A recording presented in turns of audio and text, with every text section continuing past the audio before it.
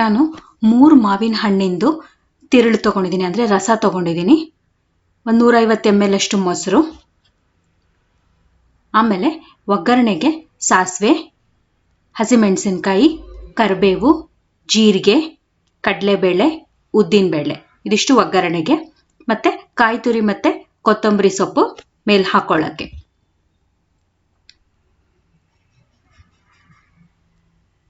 ಈಗ ಒಂದು ಪ್ಯಾನ್ಗೆ 1-1.5 ಚಮಚ ಎಣ್ಣೆ ಹಾಕೊಳ್ಳೋಣ.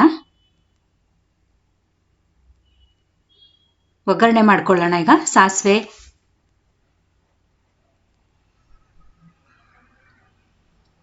ಹಸಿಮೆಣಸಿನಕಾಯಿ, ಕಡಲೆಬೇಳೆ, ಉದ್ದಿನಬೇಳೆ,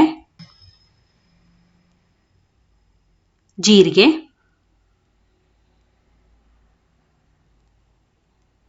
ಕರಿಬೇವು ಎಲ್ಲ ಹಾಕಿ ಒಗ್ಗರಣೆ ಮಾಡ್ಕೊಳ್ಳೋಣ. ಈಗ ಚೂರು ಅರಿಶಿನ ಹಾಕೊಳ್ಳೋಣ.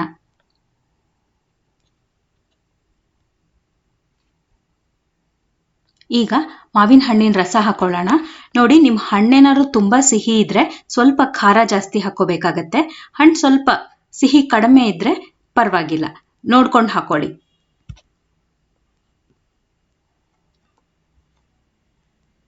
ಒಂದು 3-4 ನಿಮಿಷ ಕುದ್ದು ಇದು ಸ್ವಲ್ಪ ಹಸಿ ವಾಸನೆ ಹೋಗ್ಲಿ.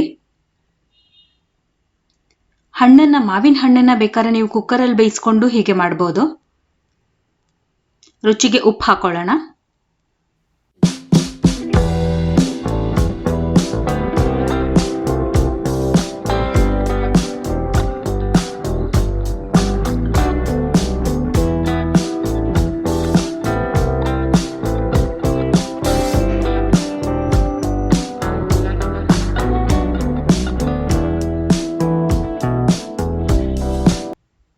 ಈಗ ಹಸಿ ಕಾಯಿ ತುರಿ ಹಾಕೊಳ್ಳೋಣ.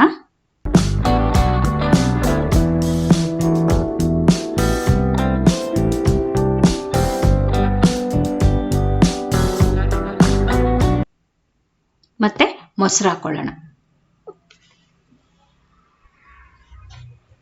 ಇದಾದ್ಮೇಲೆ ಒಂದು 3-4 ನಿಮಿಷ ಕುದ್ರೆ ನಮ್ಮ ಮಾವಿನ ಹಣ್ಣಿನ ಗೊಜ್ಜು ರೆಡಿ ಆಗತ್ತೆ.